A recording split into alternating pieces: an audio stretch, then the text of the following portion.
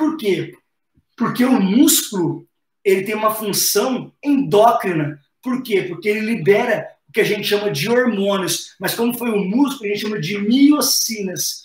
O músculo libera miocinas que vão interferir em diversos aspectos, como, por exemplo, na função cerebral, como, por exemplo, no tecido adiposo. Você quer que o seu aluno emagreça? Faça o músculo liberar miocinas específicas para poder agora atuar no tecido adiposo, reduzindo a lipogênese, aumentando a metabolização de gorduras. Faça as miocinas atuarem sobre macrófagos do tipo M2, que são anti-inflamatórios, para ter aumento da interleucina 10, da interleucina 1RA.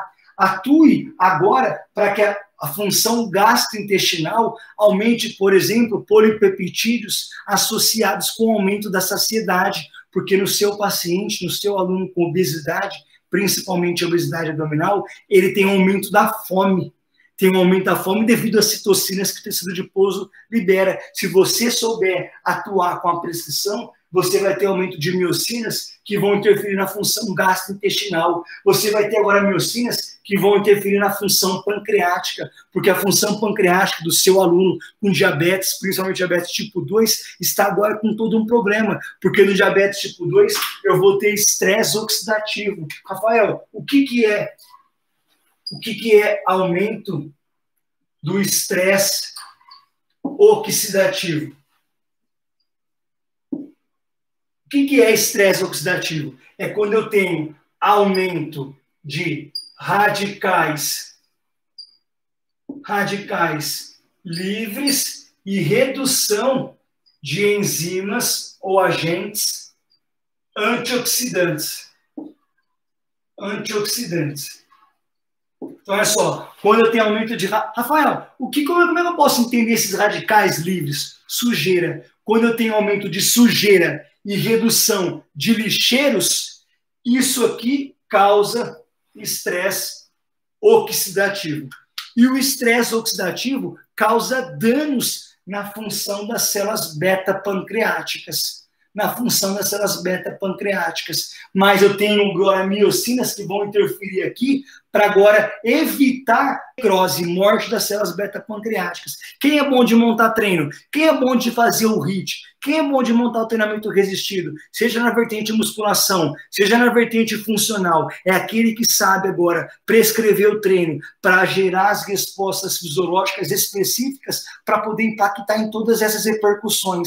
Aí, quando você sabe que repercussões você tem que fazer, agora você vai ver qual ferramenta que você vai utilizar para poder modificar cada um dos aspectos. Olha só, olha que interessante, o músculo liberando miocinas como a catepsina B, presta atenção nisso, o músculo, contração específica, um mecanismo molecular específico, faz agora o músculo liberar catepsina B e irisina. Eles atravessam a barreira hematoencefálica e agora aumenta BDNF, que é o fator neurotrófico derivado do cérebro. Sabe o que acontece? Neurogênese. Eu repito, acontece agora neurogênese, síntese de novos neurônios, principalmente na região do hipocampo, ligado à memória, ao aprendizado.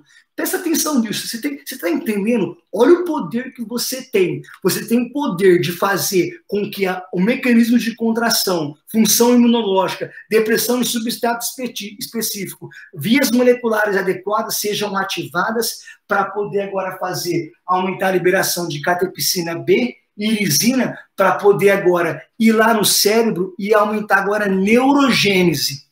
Olha como isso é diferente. Isso muda a função de pessoas, por exemplo, que estão tendo depressão agora neurológica, que estão tendo agora disfunção neurológica, que tem agora dificuldade, inclusive devido ao processo de senescência e envelhecimento, com a parte ligada à memória, função de aprendizado. Olha o seu impacto. O seu músculo consegue liberar, como eu falei, essa interleucina 6, que ela atua no tecido adiposo abdominal, visceral, aumentando a lipólise.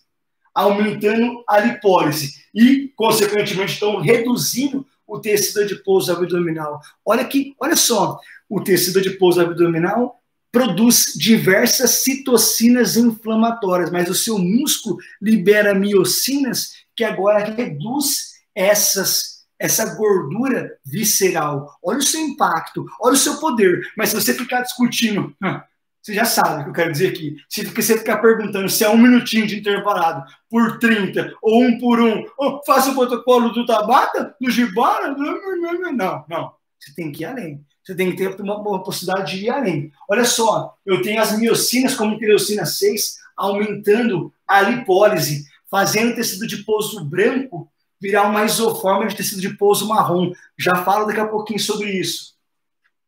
Olha aqui que eu tenho de interessante. O músculo liberando interleucina 6 faz com que macrófagos anti-inflamatórios do tipo M2 aumente interleucina 10, interleucina 1RA. O que é interleucina 10 e interleucina 1RA? São citocinas anti-inflamatórias. Na pessoa que tem obesidade abdominal, na pessoa que tem diabetes, na pessoa que é hipertensa, eu tenho mais daquelas citocinas inflamatórias. Como que você combate elas? Aumentando as citocinas anti-inflamatórias. E quem são elas? Duas principais, interleucina 10, por quê? Porque ela inibe o TNF-alfa. TNF-alfa é a pior citocina inflamatória. Está aumentada quando aumenta lá a hemoglobina glicada, tem aumento de TNF-alfa. Eu tenho aumento de TNF-alfa pelo tecido adiposo abdominal. Eu tenho aumento de TNF-alfa quando eu tenho aumento de proteína C. Eu tenho toda alteração fisiológica que leva ao aumento de TNF-alfa. Só que o seu treino, quando específico, você tem a liberação de, agora, atividade aumentada de macrófagos do tipo M2 para aumentar a interleucina 10, que inibe o TNF-alfa e produz interleucina 1RA, que inibe a transdução do sinal da interleucina 1-beta. Interleucina 1-beta, tinha posto aqui, também é inflamatória. Olha o seu poder. E aqui eu friso isso novamente, estou batendo na mesma tecla, o seu poder, a sua atuação, para você poder ver que não tem como você não ser reconhecido, não tem como você não ser valorizado financeiramente, não tem jeito. Se você não está sendo ainda valorizado, reconhecido e, inclusive, financeiramente bem remunerado, quer dizer que você ainda não está fazendo a diferença na vida das pessoas, porque não tem como. O exercício físico, quando prescrito de maneira adequada, criteriosa, planejada, científica, rigorosa, estruturada, ele promove impacto fisiológico que vai modificar todas as repercussões neuroendócrino-metabólicas, mas você precisa saber como você faz isso, porque se você ficar discutindo só o que está na rede social e nos cursinhos que tem por aí, você está fudido. Porque você tem que entender o que você tem que ser alterado. Olha só, não é só. O músculo libera osteoprotegerina. Osteoprotegerina vai estar ligado, inclusive, à redução da atividade, agora sabe do quê? Dos osteoclastos. Osteoclastos é a que faz dano no tecido ósseo, levando agora a vez comentário de osteopenia, osteoporose. Você tem noção disso? Eu não sei, você está vibrando, seu sangue está explodindo na sua veia, porque olha o poder que você tem de atuação, olha o que você pode fazer. Você consegue, por mecanismos moleculares específicos, da maneira que você estruturou o treino, fazer com que o seu músculo libere angiogenina, que está ligada à angiogênese, aumento da circulação. Se aumentar a circulação, diminui a pressão arterial, tratar a hipertensão arterial.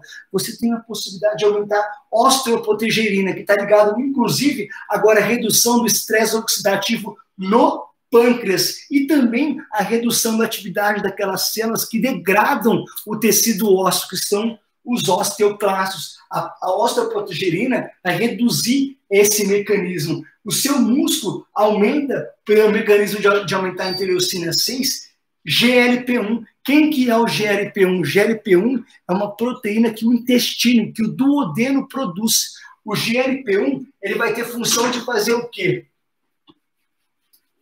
O GLP-1,